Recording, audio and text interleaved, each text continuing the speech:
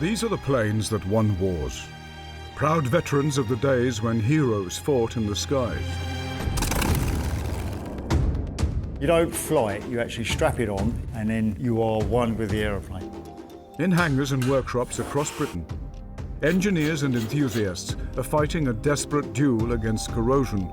It's only glued on, I'm sure it'll be all right. And the clock. I'll be pretty gutted if we don't make it. Their mission, to return historic military aircraft to the skies. The hardest thing is finding the parts. From Falklands vets to Cold War jets. As a little lad, you go, Mum, can I have an Airfix kit? Now it's time to play, isn't it? But it can be an unpredictable business. We fueled it up and all those seals decided to let go a bit. We need a plan B. Not sure if we've got one. And dangerous. It can turn nasty quickly. Contact. You're taking off thinking if the engine stops, where you're going to land. I mean, I've had 3 engine failures. It takes serious money. You need a cool £3 to £6 million to get a good spare part.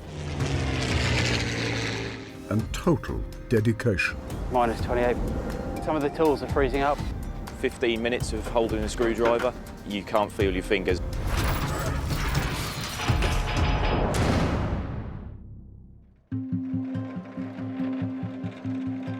Coventry Airport, Warwickshire, where old airliners come to retire. But this plane graveyard is home to a very rare bird with a glorious past. Night Fright is a Douglas C-47 that dropped American paratroopers on D-Day. Rivet! Yeah! Now she's being prepared to fly again on the 75th anniversary of her finest hour, joining a mass flypast over the beaches of Normandy. The engineering team have worked on the plane for over 2 years. This is a critical point for owner Charlie Walker and Chief Engineer Ben Cox. They have just 6 months left to rebuild the plane. It's a race against time. Is it going to be tight? Yes. Are we going to be ready? Hopefully. For Berkshire businessman and a professional pilot Charlie, this is a passion project with a 7-figure price tag. And it's being bankrolled by the family firm, based on the wartime airfield at Membury. It's a project born out of passion, really. It's about history, and it's not about money. It's not a business. We're not trying to make money out of it. We purely want to remember what happened, particularly with Troop Carrier Command and obviously Membury Airfield, where we're based. So, you know, sort of giving something back to these guys, really, and that's what's driving us. Charlie is not only on the management team of the family business, he's also a commercial pilot, and in his spare time, flies Warbirds. I've always loved history and vintage aviation and old airplanes, really. So, you know, I've flown, you know, Dragon Rapides, Chipmunks, Proctors, Apprentices, and, you know, I can't wait to add, you know, some hours in Night Fright to my logbook, really.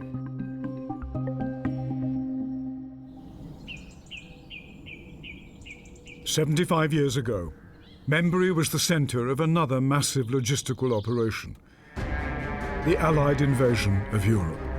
The plan was for 3 Allied airborne divisions to land behind the beaches to cut Nazi communications and disorganize the enemy. From these runways, the C-47s of the US Army Air Force took off for D-Day, the biggest invasion the world had ever seen. First striking forces in the most momentous assault of all time were the paratroopers, scheduled to drop behind the enemy's lines. We sort of thought that would be pretty cool, sort of in terms of giving something back to the site. Could we find an airplane that flew from Membury, bring it back to Membury, have it as a gate guardian, just as a static exhibit on the airfield? And then we said to ourselves, well, that's cool, but it'd be cool if it could fly, wouldn't it? With just 25 weeks until D-Day, Ben's hand-picked team of engineers are working overtime to get Night Fright ready. Their bonus will be a seat on board for a flight to the 75th anniversary celebrations in France. They're all doing sort of 10-hour days. They're all very committed. We all believe it's possible and we're all working hard towards it. I'll be pretty gutted if we don't make it. Night Fright cost Charlie £60,000 and was rescued from a plane scrapyard in Arkansas. She hasn't flown in 10 years. This is a major challenge. This one's in particularly rough shape. And mainly the amount of corrosion that we found that we weren't expecting.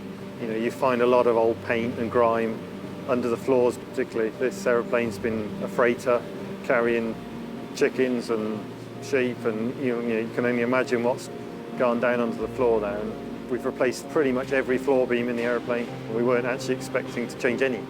So no, it could have been a lot easier. Structurally, it could have been a lot easier. After 7 decades, obtaining the parts to recreate a wartime troop carrier isn't easy, and many vital components are missing. They must find them.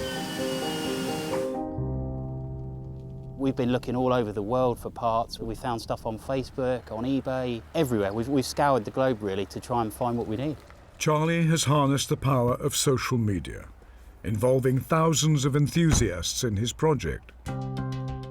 We started out small with a Facebook page, and it's kind of grown and grown from there really. We've probably got, I don't know, 5,000 or 6,000 followers on Facebook, something like that, and a few thousand on YouTube and Instagram and Twitter and everywhere else. You know, every now and again we'll put out a request on social media for a part we're after, and you know, the amount of people that reply is just incredible. And through Facebook, Charlie has just bought another C-47 he found in Canada. The idea is that we can use it as a parts bird, for want of a better term, so we'll go out, make an assessment and remove everything we can really, just to speed up the process with Night Fright. You know, we'll certainly be putting out regular video updates so people can check in with us, and we're hoping a few people might come down and help us out. And it's not long before Charlie's arriving in Canada, keeping his online followers updated. It's been a bit of an epic. We were holding over Toronto for a couple of hours. It's about -20 and blowing snow everywhere. So the race is on. We've got to grab the truck and head for Peterborough. We've obviously lost the afternoon now, so it's all systems go. The freezing temperatures are causing transit headaches again this morning. Yeah, skies are bright and beautiful, but this kind of cold, a lot of things just aren't built to withstand for very long, and the human body is one of them. It's midwinter, and the team have landed in the worst freeze in recent memory. You say -21, it feels cold, but it's not. I don't think it's not crazy, he says. Charlie has brought with him Night Fright engineers Tom, Rich and Neil. Everyone set? Yeah, let's roll. They're heading for a local airport in rural Ontario. -25. Well, I'll never whinge how cold the hangar is in Coventry anymore. -28. He's got to get that. He's got to get that. He's taking over as chief social media manager when I leave. No bears out here, is there? Don't think so. It is bitter and dangerously so if you're out unprepared for any period of time. The exposed skin can freeze in a matter of minutes. I'm slightly nervous of stepping out. Most of the 10,000 military C-47s became civilian airliners after the war. As the DC-3, many like this one did more than 50 years serving isolated communities, from the Far East to the Arctic. They're just removing some of the wing root fairings. You can see Rich is up on the top there. Airlines often removed and threw away items fitted for the military. But this aeroplane, operating in Canada's far north, retained most of her wartime features. It's an air vent. Which is why they're here. I got it. The plan of attack is really to get stuck straight into it, to get all the bits stripped off and organised. We've got a 40-foot shipping container arriving tomorrow, and then we've got to go over to a separate storage facility and collect the engines and a whole bunch of other spare parts and get them into the container really before the end of the week. So the race is on. Looks like it's going to come off. Former pilot Paul Clark heard about the operation through Facebook and has volunteered to join it. Clearing snow, taking parts off the inside. I've been doing whatever sort of been asked of me here today. It's a wonderful thing they're doing, trying to keep these old birds flying. I think they need all the help they can get, so we'll support them wherever we can. This is the winter fuse fairing, quite an important piece. So what we can try and do is just rub what we can and then repair up. So next time, hopefully I'll be playing with this. It'll be in a nice warm workshop. Engineer Richard has a shopping list of parts he needs. Night Fright's wing fairings, designed to ensure smooth airflow over the fuselage, are corroded beyond repair. It's 70, 80 years old now. They don't make these things anymore, and the parts what are available, if you can get them, are so expensive. What a lot of people don't realise in aviation is component robbery. It goes on a lot. In a sense, if it's serviceable, then for the next aircraft, then it can be used. So it's saving me a job making it. Tom has his eyes on the plane's vintage control panel. Instruments and the pilot and co-pilot seats. Fuel gauge. Neil is also an RAF aircraft engineer who is lending his expertise to the project. There's something about it which captures a lot of people's imaginations, but mine especially. It's a war-winning bird. Eisenhower quoted that one of the 4 items that won the war was the C-47. This is where the radio operator sat during the war. So this is a very desirable seat by a lot of the guys restoring C-47s at the moment. So the only one that's on the internet at the moment for sale is the one on eBay. They're asking well over £1,000 for it. Now, personally, I'd love to have it in my man cave. Put it up in your bloody man. No, I haven't. Poor old Helen. She likes that Art Deco type of things. I think within the next half hour, it'll probably drop 5 or 10 degrees. They're in a race against the Canadian winter. It's barely 3 p.m, but the sun is already dropping. We've still got a lot to do. So by the time Thursday comes, it might be panic. You might see us running around like lunatics. Coming up, back in Coventry, more parts of Night Fright are written off, adding to the workload. I don't know how you describe that, mullered really, but it's got to be changed really for a nice one. And the big freeze puts the skids under the team. It's a no-go at the moment.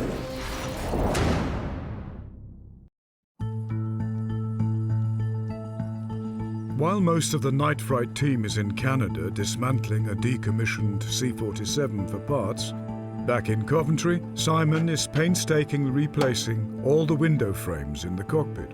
The originals, the blanks, they don't fit nicely. And then I've still got a bit to trim off there.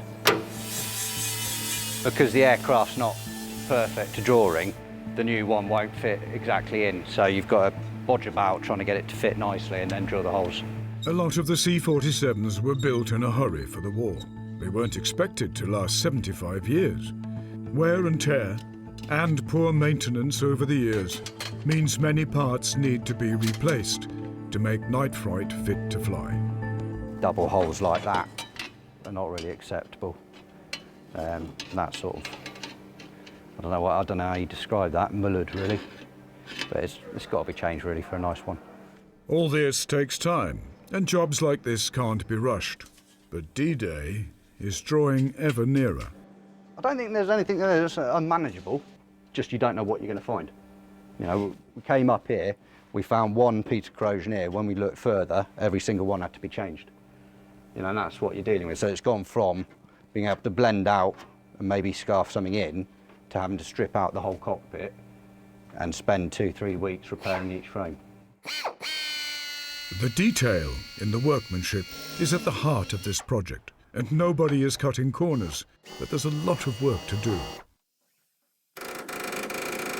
And in Canada, the cold weather is slowing down the whole operation. Some of the tools are freezing up, which is not a great start, but I guess I'm not surprised given it's minus 28. But so, yeah, I just gone to grab a little heat gun. Hopefully we can get some heat on some things and get them unfrozen and keep going. Without gloves, flesh sticks to metal in moments. Oh, that's frozen as well. Genius. That's it. It's got it. It's just the leading edge. Bingo. Oh. But it's agonizingly slow going. Compressed air power tools are slowing down or seizing. They're falling behind. Well, every time you use compressed air, water, of course, from the air will condense in the pipes and freeze before it gets to the end. If you're using a drill, when you've got no pressure, the drill's not going to work. Charlie and Paul are going on the hunt for a bigger compressor with a petrol engine and a battery-powered drill. Simple tasks are taking twice as long as usual. 2 pairs of gloves on just to keep your hands warm. You know, you've got no feeling for handling nuts and bolts or a screwdriver, so you've got to take gloves off when you want to do something a little bit on the small side. So everything takes just a little bit longer. But traces of this plane's military career are emerging from the ice. In the factory, they used to ink stamp every frame governed by the distance to this frame, or to that frame, or to that frame in inches from the front of the aeroplane. No flying C-47 has got that exposed. They might have it under hundreds of layers of paint, but that's what we're trying to get on show so you can actually see it. We will replicate either the ink stamp or we'll get a stencil made and we'll have to spray it. Apart from a DIY shop, cold weather tools are arriving. Mission complete. Ready to go, Toronto. But the cold is defeating even this. This should be running, it's brand new. It's back to hand tools for now. They're removing the bump stops, aluminium beams used to prevent heavily armed paratroopers damaging the fuselage skin. Find an aircraft that's still got these fitted is rare, I suppose. And this is why this particular C47 was such a good opportunity for us, really, to purchase nearly a one-stop shop for everything that we need. Charlie's Facebook followers back home are anxious for news from the snow. The first update is it's cold. You can see we've got the left hand, the port wingtip off. The guys have moved some stuff out of the airplane. Hopefully our sea freight container arrives this afternoon so we can start packing some of that. It's like the guys are just struggling a little bit to get this new compressor that we've got started at the moment. Fuel's on, choke's on. The impending arrival of the shipping container is forcing the team to rush to meet the deadline. It's so close. So we've got quite a few hundred rivets to drill out. It's a no-go at the moment. If they can't find a way of powering up, vital parts may miss the boat. In the cold of Canada, the heat is on. That game wasn't won by the man who made that touchdown. It was won by a team. It was in early 1942 that American troops charged into the UK. We're playing another kind of a game now, only this one isn't for fun. It's for keeps. Motivated by propaganda films like this, produced in Hollywood. This game won't be won by any single player either. It'll be won by a team. A team called the United Nations. The ball will be carried by the men in the backfield. The runways of RAF Membury are deserted now. Silent memorials to a wartime era that's all but forgotten. You okay on the steps? Yeah, I'm all right. But not by Ron Tarry and his boyhood friend Bill Gregory. Well, it's difficult to imagine now really what it was like, what was going on all around us. You know, that hive of activity with aircraft taking off and landing, and the villages were full of the 101st Airborne Division. Everything around revolved around that. That's true. I think that we became airborne on this runway, exactly, yes, eh? yeah, a few times on there, yes, by all means, yeah.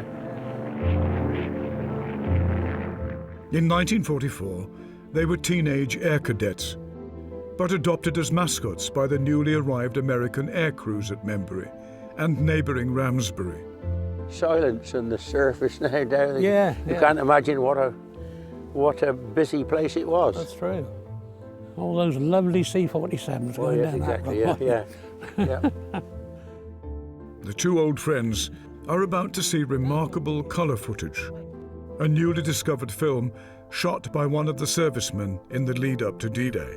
If you just press that, Bill, it should just... it should. Oh yeah, Bill's in charge. He's a young lad. Yep. Yeah, it's just taken off, yes. Yeah, P-38 taken off. Well, that's a B-26 Marauder, isn't it? I think that one. Yep. They were always so smart, weren't they? Oh yes, they were, yeah. Yeah. This is my favourite. You can't beat you can't beat a C-47. The American C-47 crews specialised in launching troop-carrying gliders by picking up the tow cable in flight. The acceleration, remember, was amazing. We sat there, we were stationary, and within about 2 seconds you were doing 100-odd mile an hour, and a strange sensation. Yeah, oh yeah. It was a risky operation. That is very rare footage. Oh, exactly, yeah. Very rare. It's coming back in, no brakes. They just dug the nose in, didn't they? That's right, yes, yeah. In a peaceful English spring, the aircrew were training for landings under fire in Normandy. They treated us as their friends, as cadets who wanted to fly, or anything they could do to help or entertain us, they did, and it was quite amazing, really. It seemed so casual compared with what the RAF used to be when they were here first, and so leant their bunks against the control tower and say, "Where's a pilot who could take us somewhere?" You know, it was as simple as that. They'd get you up front and explain everything. It was really noisy and rattly. We went all over the place. Remember once we flew in night formation, and a whole bunch of Dakotas, about 30 of them in formation, with navigation lights on, and flew out over Wales and back round again. I did sit in the co-pilot seat once on the C-47. Biggest thrill of my life. Yeah, it was terrific. It's difficult to see how winning the war would have been very much more difficult, but for the American support. Soon, it's hoped Night Fright will land on the runway in Membury, but there's 4 months of work ahead. Coming up, corroded rivets add to the team's massive workload. It's been rotting away for 70 years, so we're just trying to bring it back to life. And fabric specialist Mark gives his work a lifetime guarantee. This rudder will be flying on an aircraft probably when I'm gone.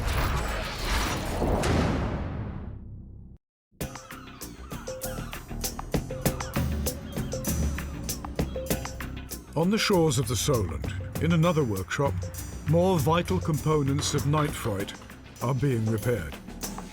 Mark Masters is one of the UK's leading aviation fabric experts. So this is the DC3 rudder, and this is basically how we would start the process. We get given the component. As you can see, it's all been reworked, and this will get covered in the fabric, the seconite, rib stitched, taped, and then ready for fitting to the aircraft. Although most of Night Fright is made of aluminium, its tail was covered in fabric for weight reasons. It also made it less vulnerable to enemy fire. Originally, these would have been covered in linen, and then the tautening would have been done with using dope, which would have been brushed on and had an element to it which would allow the fabric to tighten. But this is a modern material which you glue on all around the edges, and then you actually use a household iron to tauten it up. So, a nice dose of glue.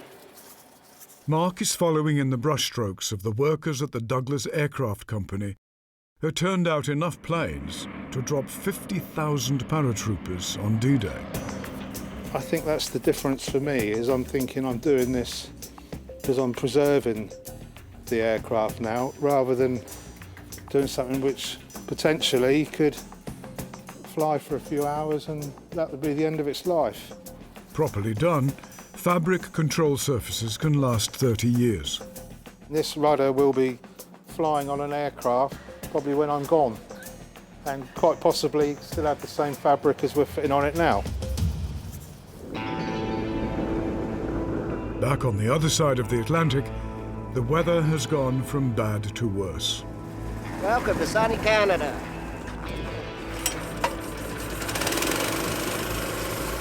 Here we go again. But at last, they have power.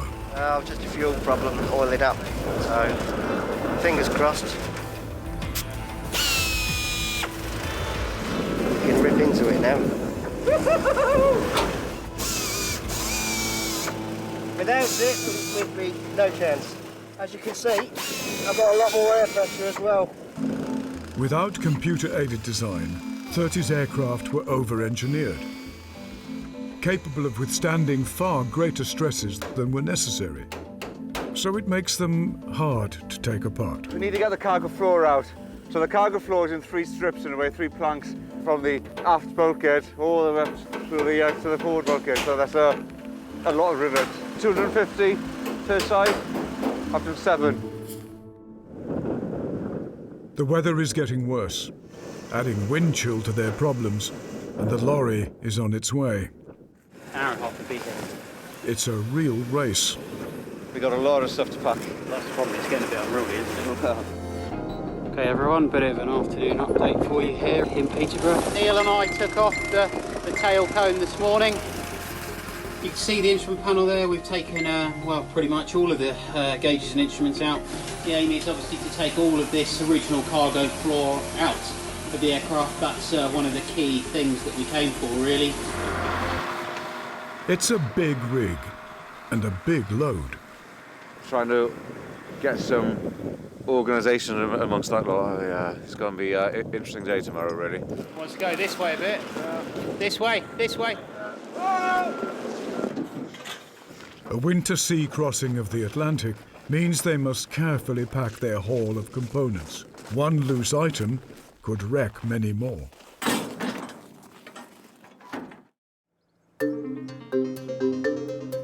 It's mid-February, 3.5 months to go, and in Coventry, the engines and undercarriage have now been fitted. Work is progressing, but agonisingly slowly. Rivet! Yeah, it's good. Yeah. Despite spending a 7-figure sum, Night Fright is still a long way from completion. Personally, I've never seen corrosion like this. I mean, if you look at this, I mean, you're just ripping that off just like it's paper, really. It's just... Water gets in between two seams of aluminium skin and just sits there, and it'll just eventually corrode the material and eat and eat and eat it, because there's no way to get rid of that moisture. And usually it is only fit for one place, and that's the scrap bin. It's becoming clear that this is a much bigger job than first anticipated. It's your hidden enemy. It's your worst nightmare, really. So you do an initial inspection of the aircraft and you remove panels here and there. You get guys to, you know, stick their head in between panels and you think, oh, it's not too bad, it's not too bad. There's bound to be a little bit of corrosion. It's a, 75-year-old airplane. But once you start removing fuel tanks and panels and you get into stuff like this, really, and you realise you've got a whole load more work to do. One day, Charlie hopes Night Fright will be hangared in Membury. We try to give back as much to the site as possible. We're putting a little museum across the other side of the road where people can come and sort of see what happened here back in the 1940s. And there's a huge sense of history, a huge sense of history. Ron and Bill lived through that history. They witnessed D-Day. Everybody really knew they were preparing to D-Day. The only way we could win the war was to land in France and invade France and capture Germany. In the early morning of June 6th, the first group of gliders was pulled off the ground and towed out across the channel to be cut loose over the area where the paratroopers had dropped earlier. In fact, I was on a glider course at Bray near Maidenhead on D-Day, and these C-47s towing gliders flew over on the way to France. They think they landed at near Saint-Mary-Église. That's where that flight was pretty going to. Many of the men Ron and Bill knew would not survive D-Day. Enemy fire and landing accidents took a particularly heavy toll on glider pilots. The small fields in which they were forced to land caused serious losses. In Coventry, Ben and his team are still desperately trying to be ready for the D-Day anniversary. The Canadian parts are en route, and there's still a lot to do when they arrive. But Rich and Tom are back in a warm hangar. Okay, rivet. Yeah, it's good. The trailing edge repair is going on there. That's nearly there now, so that'll be on in a couple of weeks. Tailplane's being repaired, getting prepped for paint. You know, heating system, all the cockpit area, all sorts going through the paint shop. It'll suddenly we'll be running out of stuff to clean up, and we'll be running out of excuses not to bolt them on. Rich is busy replacing hundreds of rivets in the rebuilt centre section. Okay, rivet. The vital component that joins the wing to the fuselage. Corroded parts inside have been painstakingly replaced. We're just trying to bring it back to life as it is. It's been rotting away for 70 years, so... Rivet! Yeah, we got that. It's a critical job, One wrong move with the rivet gun could set them back weeks. If I was to shoot the rivet gun without him being on the back of the rivet, the skin would have to come back off again, it'd be scrapped. That'll do you. The twin Pratt and Whitney engines are also being readied to run for the first time. The engines have been mounted on the frames, as you can see. The engine mounts have all been locked down, torqued up. Everything's just about ready to go. And spraying primer on every component is a major job. It's a protective coating for the metal, stops corrosion, and for a military aircraft provides camouflage as well. For many of the team, this is a passion project. I think the enjoyment comes from taking an aircraft such as this and seeing it in its bare metal state and then taking it all the way through to the final job. And you get a certain amount of job satisfaction then from seeing the finished article go out the door. They are just part of a team, each specialising in one area of aeroplane building. I'm just making a little insert for the upper nose hatch. This is the flap position indicator cable. This end should pop out in the cockpit. So we've got a radio box to fit for the comms for the pilot to talk to air traffic control. They're a wooden antenna wrapped in copper sheath, and there'll be a copper wire from that to the tail. I only just turned 19, so I'm still pretty young in the industry, but I've been working around aircraft since I was about 3, so my dad, who's over there at the moment, he done his apprenticeship at RE Bedford, so he grew up around aircraft, and obviously when I was born, it sort of just became part of me really, going up and helping out, and then I just loved it ever since, and I thought, right, this is what I want to do with my life, so everything I've done has been tailored around working on aircraft. Yeah. There's 3 months to go until the 75th anniversary of D-Day. The team are pushing on with work on the flight deck. The crew door is back on. As chief engineer, Ben must sign off each and every part. Checking all the locking and the installation of the rudder pedals. One of the lads is fitted just before we go to the next stage. There's spraying going on all the time, really. Because of course everything needs painting, whether it be bits of repairs or nuts and bolts need painting before they get reassembled. Not everything is pristine. They're working hard to preserve Night Fright's wartime scars too.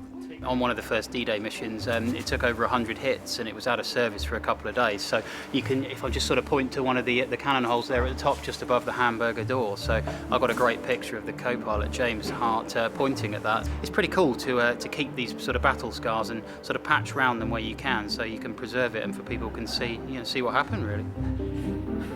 It's a big day at Coventry. More parts are on the way. I guess today's the day when we find out whether 2 weeks hard work in Canada will come to fruition. Hopefully we'll open the doors on the container and everything will be in good nick and the guys can get it into production and get it onto the aircraft. But with bad weather in the Atlantic last week, there are no guarantees. Let's just hope it's all in one piece, shall we?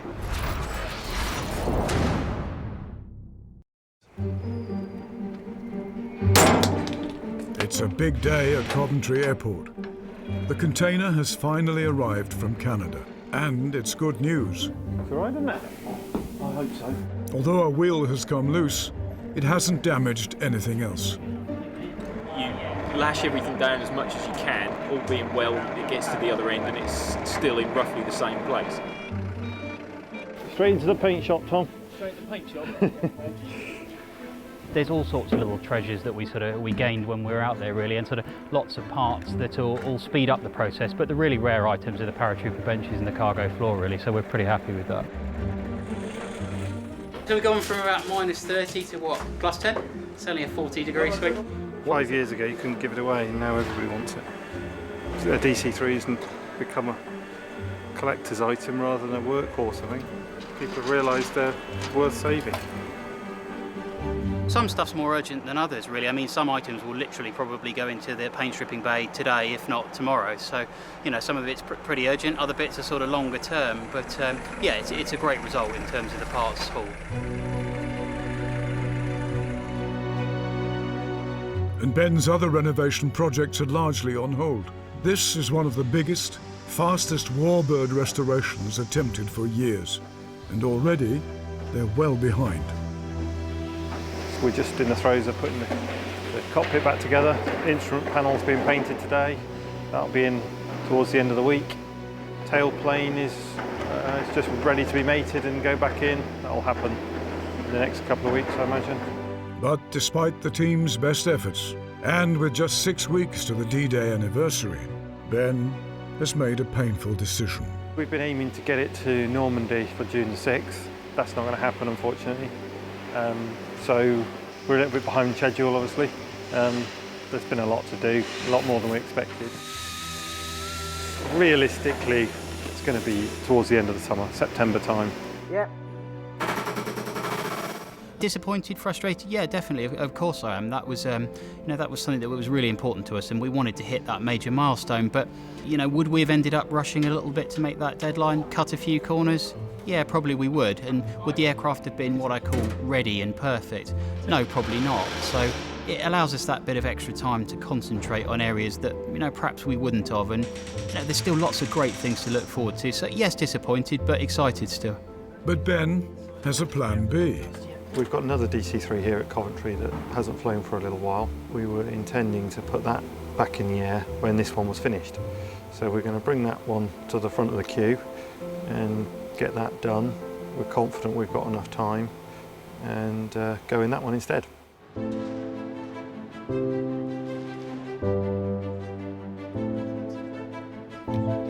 This one was here at the airport, just come off a Coast Guard contract actually. It was equipped for spraying the sea with detergent in the event of an oil slick. So basically it was paid to sit around, but well maintained. So this has had a nice charmed life. And its life is about to get even better. Over the next few weeks, Ben and the team plan to do maintenance checks, paint it in RAF markings, and fly it to France to join the D-Day celebrations in place of Night Fright. Pretty pleased how it's coming out, given the timescales we've got to work with. Prior to D-Day, it was decided that black and white invasion stripes should be painted on Allied aircraft to reduce the chance of friendly fire. So everything went black and white stripes sort of overnight. Goodness knows how they did it, because it's taken us a week. They did however many thousand aeroplanes in a very small period, so I think it was quite an impressive undertaking. They were all brushing them on with whitewash brushes, and it was fairly crude, but you look at period photos and actually they did a pretty good job. We're appreciating now how impressive that was. All the lads that have worked on Charlie's, we're all aiming to go out there and see it. Of course, it's not going to be ready, so it's just as well we've got our hands on this one, and we can hopefully go in this and join in the lineup, which is what I think everyone collectively in the hangar wanted to do, and to be part of something. I'm hoping to jump out of it, but it'd be nice.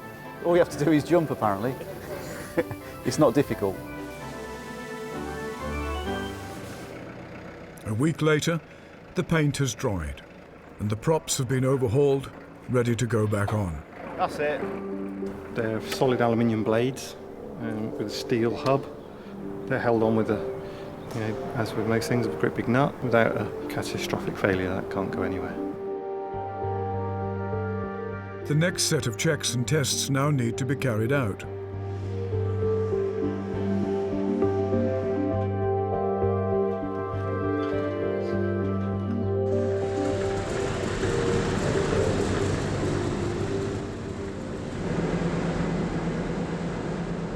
The engines need to be run at low power to check everything is functioning.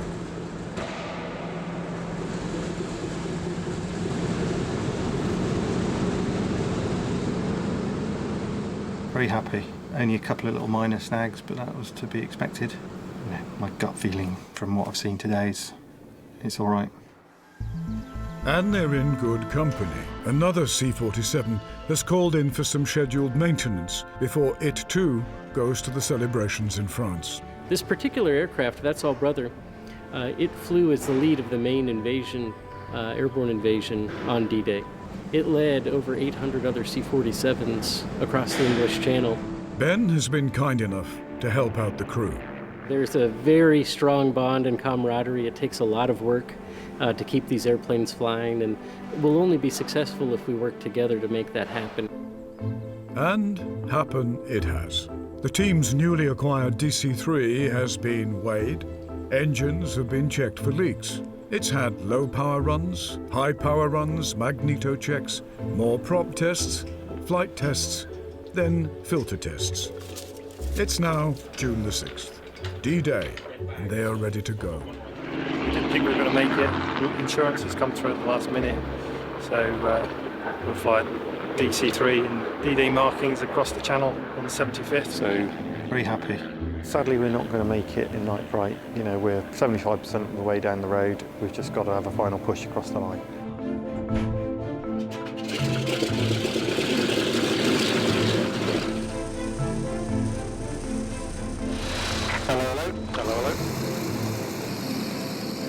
Golf Alpha Foxtrot, runway 23, take off at your discretion, wind to 5010 knots. Taking off 23, Golf Alpha Foxtrot. What's the odds on one of them forgetting their passport? Happy? I'm happy if you are. 82 rotate. Positive climb. There you go, please.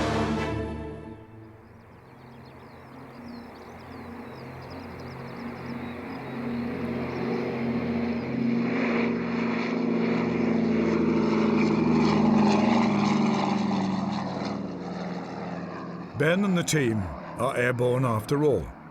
But back in the hangar, Night Fright is still a long way from taking to the skies. Charlie still has his eyes on the future, though. We've got some exciting plans for the aircraft. It now gives us the opportunity to make a big deal of bringing the aircraft back into Membry, which is going to be a significant day, not only for us, but for the families of the crew that operated the aircraft. I'm a strong believer things happen for a reason. So we're aiming for perfection here, and perfection takes time, as they say.